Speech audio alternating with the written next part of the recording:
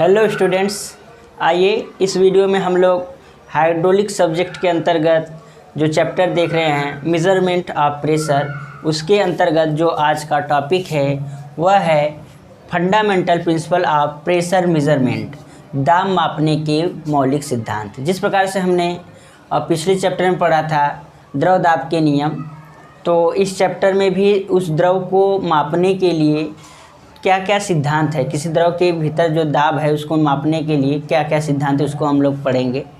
तो पहला है, एक एक करके पढ़ते चलते हैं और उसको समझते चलते हैं। तो पहला है, जिस द्रव का दाब मापना हो, मान लीजिए जल का ही दाब मापना हो, जिस द्रव का दाब मापना हो उस द्रव को उसी द्रव या किसी अन्य द्रव के स्तंभ के साथ संतुलन में रखकर मापा जाता है। इसको हम समझते हैं। जैसे जिस द्रव का दाब मापना हो, जैसे हम समझ लेते हैं कि मान लीजिए पानी का, हमें पानी के भीतर दाब मापना हो। एक हमने नली ले लिया, ठीक, ये नली है। अब इसके भीतर ये नली है मान लेते हैं और इसमें द्रव भरा हुआ है। तो अब हमें दाब मापना है, मान लीजिए यहाँ पर मापना है। तो उस द्रव को उसी द्रव में, या तो हम द्रव के स्तंभ में ही नापें या किसी अन्य द्रव के स्तंभ के साथ संतुलन में रखकर मापना। तो अगर हम मान लेते हैं इसकी एक नली है, इसमें द्रव पानी भरा हुआ है, ठीक है, और इसकी ऊंचाई हम मान लेते हैं 10 मीटर है।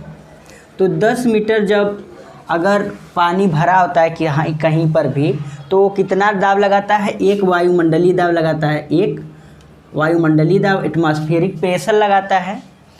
अगर हम इसको, ये तो पानी के स्तंभ में हो गया, अगर हम इसी को किसी अन्य द्रव, जैसे अगर पारे के स्तंभ में हम व्यक्त करें तो कितना हो जाएगा? इतने ही प्रेशर को अगर हम पारे के स्तंभ में व्यक्त करें तो यह किस स्तंभ में हो जाएगा? यह 760 mm, यानी कि इसका 10 मीटर पानी का स्तंभ बराबर 760 mm पारे के स्तंभ के क्या होता है? बराबर होता है। तो इस प्रकार से हम एक दूसरे से क्या करते हैं? संतुलित कर के मान निकाल सकते हैं। ये दूसरा देखते हैं, दूसरा क्या है? जिस द्रव का दाब मापना हो उस द्रव के दाब को स्प्रिंग या अचल भारों द्वारा मापना। इसका मतलब ये है कि जैसे इसमें हम क्या किए, पहले वाले में जल के स्तंभ को या जल के स्तंभ में हम माप सकते हैं उसके दाब, या किसी अन्य द्रव पारे के भी हम स्तंभ में माप सकते हैं। अब यहाँ पर क्या है कि कुछ इंस्ट्रूमेंट होते हैं, कुछ यंत्र होते हैं दाब मापने के, वो किस सिद्धांत पर होते हैं? या तो वो दाब के सिद्धांत पर या दाब स्प्रिंग पर होते हैं, या वो अचल भार पर आधारित होते हैं। उसके आधार पर भी हम द्रव का दाब फाइंड करेंगे। इसको अभी हम आगे पढ़ेंगे तो आप समझ जाएंगे। फिर अब कौन कौन से दाब मापने की युक्तियां हैं, ठीक है। अब इसी सिद्धांत पर, इन्हीं दो सिद्धांतों पर दाब मापने की युक्तियां भी काम करेंगे। तो दाब मापने की युक्तियां, प्रेशर मेजरिंग डिवाइसेस कौन कौन से हैं, किस सिद्धांत पर? इन्हीं दो सिद्धांतों पर जो प्रेशर मेजरमेंट है वह भी कार्य करेंगे। तो पहला है द्रव स्तंभ के संतुलन के आधार पर, यानी कि द्रव संतुलन के आधार पर, मतलब पहले ये सिद्धांत के अनुसार, मौलिक सिद्धांत के अनुसार क्या है? द्रव स्तंभ के संतुलन के आधार पर बैरोमीटर या मैनोमीटर द्वारा हम क्या करते हैं? स्तंभ में हम द्रव दाब को फाइंड करते हैं। और दूसरा क्या है? स्प्रिंग या अचल भारों के संतुलन के आधार पर, यानी अचल भार या संतुलन के आधार पर हम किस प्रकार से किसी भी द्रव का दाब फाइंड करेंगे, वो उसके लिए हम कुछ इंस्ट्रूमेंट का प्रयोग करेंगे। तो कौन कौन से होते हैं? बोर्डन नली दाब गेज और अचल भार दाब गेज। इन सबको हम क्या करेंगे? एक एक करके अलग अलग पढ़ेंगे। हम कैसे द्रव का चयन करेंगे? हम द्रव स्तंभ में मापेंगे, या तो पारे के स्तंभ में या तो जल के स्तंभ में, जिस भी द्रव के स्तंभ में मापेंगे। तो हम कैसे चयन करेंगे, किस द्रव का चयन करेंगे, आइए हम इसको जानते हैं। जैसे अगर कहीं पर भी कम प्रेशर मापना हो, ठीक है, फॉर लो प्रेशर के लिए हम किस द्रव का प्रयोग करेंगे, किस द्रव के स्तंभ में मापेंगे? तो उसके लिए हम लो स्पेसिफिक ग्रेविटी वाला द्रव लेंगे। जैसे कम जहाँ पर प्रेशर है, अगर वहाँ पर हमें द्रव स्तंभ में मापना हो तो वहाँ पर हम कौन सा द्रव लेंगे, जिस द्रव का स्पेसिफिक ग्रेविटी यानी कि अपेक्षित गुरुत्व कम होगा उस द्रव को लेंगे। तो उसमें क्या क्या आ जाता है, जैसे जल है, जल का अपेक्षित गुरुत्व या जो है कि स्पेसिफिक ग्रेविटी क्या होता है, कम होता है। कार्बन टेट्राफ्लोराइड है और एंटीमनी पेंटाक्लोराइड है। इन सब का प्रयोग हम कहाँ पर करते हैं, जहाँ पर कम दाब होता है वहाँ पर हम इन सब का यानी कम स्पेसिफिक ग्रेविटी वाले द्रव का प्रयोग करते हैं। अगर अधिक यानी फॉर हाई प्रेशर के लिए अधिक जहाँ पर दाब हो वहाँ पर किस द्रव का प्रयोग करते हैं, जिस द्रव का स्पेसिफिक ग्रेविटी अधिक होगा उस वाले द्रव का करते हैं। यानी अधिक स्पेसिफिक ग्रेविटी वाला अधिक अपेक्षित भार वाले द्रव का हम क्या करते हैं, वहाँ पर प्रयोग करते हैं। वहाँ पर कौन सा अपेक्षित भार किसका अधिक होता है, पारे का अपेक्षित भार बहुत अधिक होता है, स्पेसिफिक ग्रेविटी बहुत अधिक होता है, तो अधिक दाब के लिए हम पारे का प्रयोग करते हैं।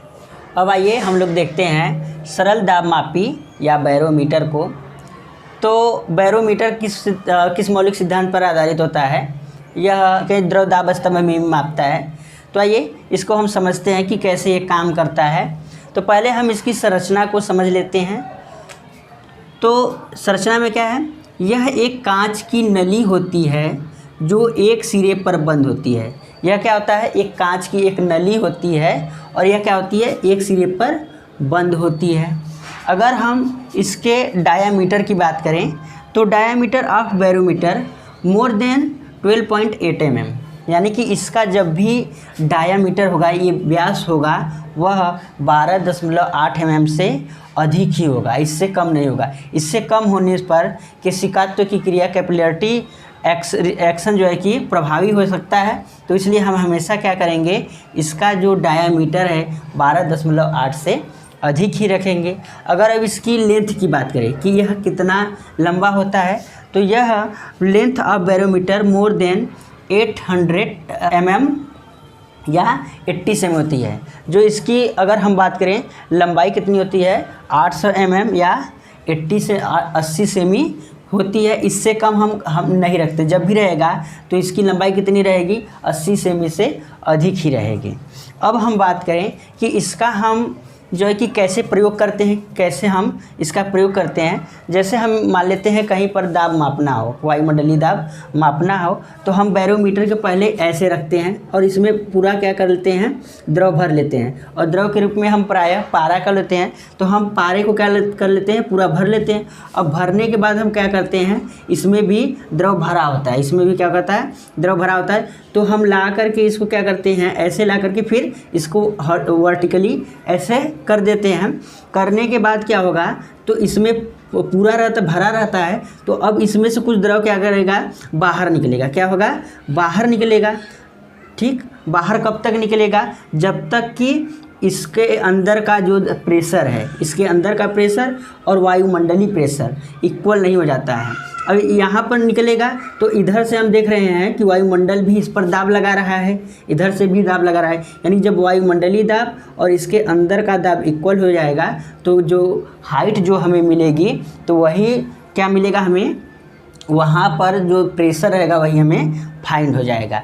तो इस प्रकार से हम इसका उपयोग करते हैं। तो यहाँ इसका हम और क्या क्या करते हैं, बैरोमीटर का क्या उपयोग होता है। तो बैरोमीटर का उपयोग वायुमंडलीय दाब मापने के लिए करते हैं। क्या करते हैं, वायुमंडलीय दाब, कहीं पर भी हमें वायुमंडलीय दाब फाइंड करना हो तो हम फाइंड कर सकते हैं। और हम कहाँ पर करते हैं, मौसम का पूर्वानुमान लगाने के लिए। कैसे हम इससे पूर्वानुमान लगाएंगे, अगर क्योंकि यहाँ पर जब प्रेशर कम होगा तो या ज़्यादा होगा तो ये हाइट क्या होगा, कम या ज़्यादा होगी।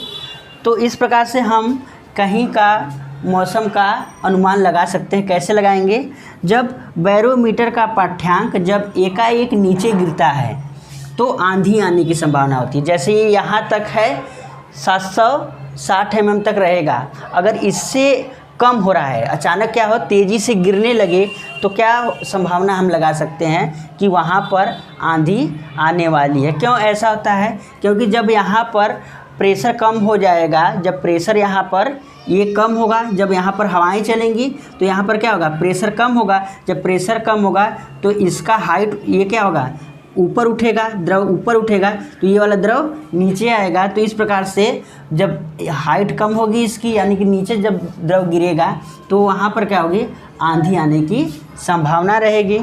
अगर बैरोमीटर का पाठ्यांक जब धीरे धीरे नीचे गिरता है तो वर्षा होने की संभावना होती है। जब बैरोमीटर का क्या हो, जब धीरे धीरे गिरता है जो पाठ्यांक, तो क्या होती है, वर्षा होने की संभावना होती है।